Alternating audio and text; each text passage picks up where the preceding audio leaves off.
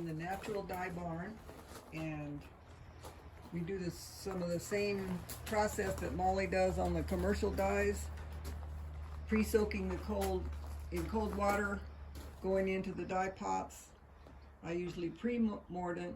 The natural dyes take more rinses, and these are some of the yarn that I dyed yesterday during class. We had 2 days of natural dye class, and so we used Chama and Cochineal on different colors of yarn and some indigo to get these colors.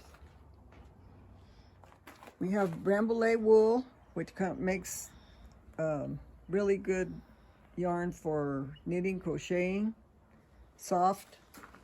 And we have churro for weaving, sturdy. The churro takes the color really well. This is blanket weight, this is rug weight. This is on gray yarn. This is cormo yarn that is fingering weight, and it's also very soft. It's from the fine wool breeds.